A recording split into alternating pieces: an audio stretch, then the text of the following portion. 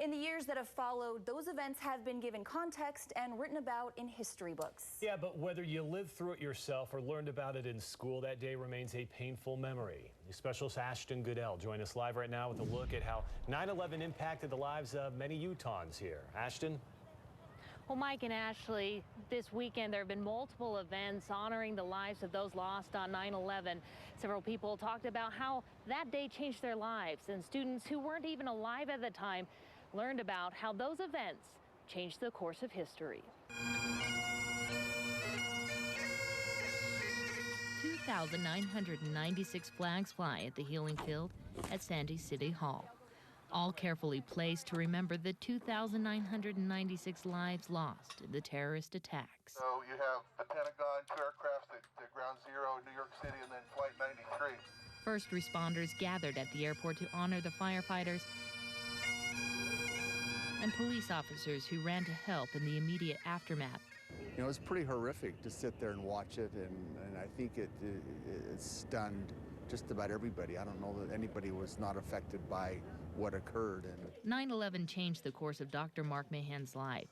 At the time, he worked as an investment banker in the building across the street from the Twin Towers. It's too much. It's too much loss that single day. It was too tragic. It's too horrible for me. I wasn't there. It was my friends who were there. I just happened to be 40 blocks north that day. After that, he left Wall Street and went to medical school in hopes of effecting positive change in the world. High school students who weren't alive in 2001 now learn about the events from teachers. I try to bring in cause and effect. How was our country different before 9/11 compared to now? Overall, what we learn is that even though it was such a terrifying event, that it was a miracle how we can gather and rebuild and be able to conquer our fears. But to preserve that resolve, they agree people must continue to share their memories of that tragic day. Senator Orrin Hatch issued a statement today saying none of us will ever forget the horrific events of September 11th. That day we peered into the face of evil. But for all the evil we witnessed, we saw good in equal measure. Just as our nation was unified in the aftermath of September 11th, we must remain equally united today in our fight against terror.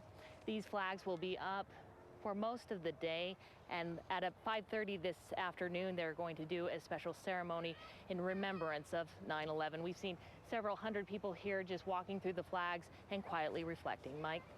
Ashton Goodell live for us this evening. Ashton, thank you. Dan's here now. Dan, it was a